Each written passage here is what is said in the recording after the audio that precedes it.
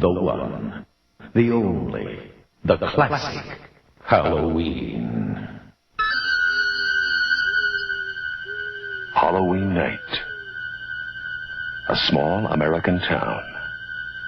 15 years ago. Here's my Halloween review for you, because I told you it was coming. I said I was probably going to do a review, and you know what? I just felt like doing it, because, hey, today's Halloween, and why not talk about Halloween, my favorite horror movie? So, the story of a deranged killer, Michael Myers. This movie, I can't stress it enough, is the best slasher film out there, and inspired basically every other slasher series. Whether it was from Friday the 13th to Scream, they both emulated the style Halloween brought. But back to the story. So, Michael Myers was then sent off to a sanitarium 150 miles away from his hometown of Haddonfield, and stayed there and didn't say a word since shortly after staying in the institution. In the second scene, we're in present-day 1978. We meet his longtime therapist, Dr. Loomis, played by Donald Pleasence, who gives a great performance, who's on his way to pick him up and sedate him and bring him to court to have him locked away for good, because he says Michael is planning something horrible and he is evil. Unfortunately, Michael breaks out of the institution and steals the truck Loomis was in. Even though we're given no real explanation how Michael can drive pretty damn good, Loomis simply just says, maybe someone around here gave him lessons. And I'll take that, because I really don't care how Michael learned how to drive.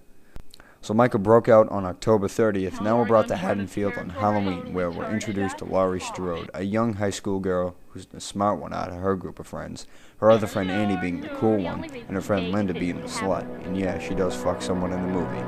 But anyway, we find out almost right away that Laurie is Michael's target, seeing as how she goes right to his old house that's now broken down, and drops a key in the door because her father is selling the house because he's a realtor.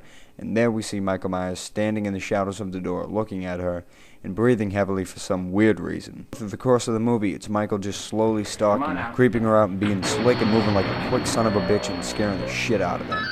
But come nighttime, he's ready to kill. This guy kills a dog just to warm up. Actually, two. I think he eats one of them. And then he goes on to kill Laurie's friends one by one until he gets to her. Annie first, then some weird hippie guy named Bob, and he chokes Linda to death with a bone cord while she's ass naked. Oh yeah, not to mention he killed some truck driver guy at the beginning and took his clothes. I don't know why he left him naked. So after all that, Laurie eventually finds everything to be strange, leaves Tommy and Lindsay, the two kids she's babysitting, and decides to go to the house across the street where all this has happened, and finds out all her friends have been killed and Michael's now after her. Once she gets out of the house, he comes after her and gets inside the Doyle house. Stabs her, she falls down the stairs, but she's okay.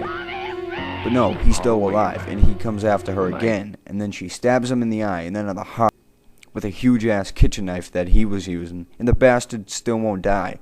Then he tries to choke her, and she takes off his mask, giving us 2 seconds of what he looks like, and the expression on his face is surprisingly not threatening at all.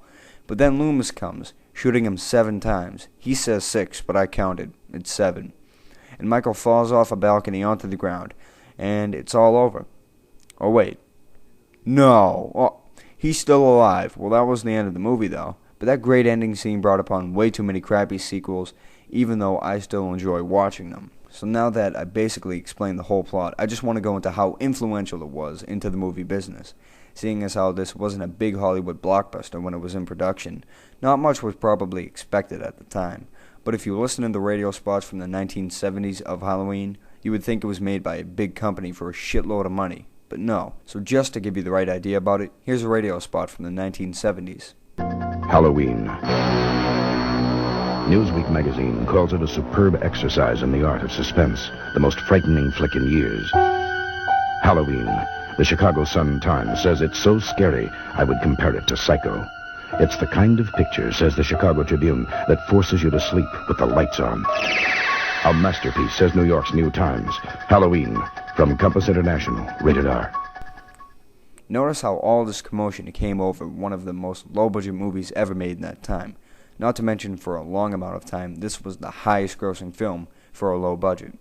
This movie will go down as one of the greatest because it not only inspired rip-offs, sequels, new characters, and a remake, but it inspired filmmakers to stick with basics and make a great film without having to spend a huge amount of money on it. Oh yeah, speaking of the remake, I just can say I didn't like it at all, because it was a bunch of crap, really, to me. Here's what the Halloween remake was. A lot of blood, a lot of sex and nudity and swearing, and not much else. Believe me, swearing doesn't get me mad at all, but when you hear the word fuck 45 times in the first 10 minutes of the movie, you can't help but get annoyed. And especially when Dr. Loomis swears. It just doesn't seem like him at all. Malcolm McDowell's performance in the remake wasn't bad, but definitely not as good as Donald Pleasence's. The original cast, their acting was so much better, and none of them were even known at the time, like Jamie Lee Curtis or any of the others. Only Donald Pleasence was known really, but this Halloween cast was just terrible. But if you just wanted to lay back on this Halloween night and watch a nice horror movie with some friends or even by yourself, I say pop Halloween in, whether it's a VHS or a DVD. Lay back and watch that because it's a really good movie. And that's all I have for you guys now, so I hope you liked my review. Remember, if you guys did like this review or any of my other movies or short films, just please subscribe to me and show a little support.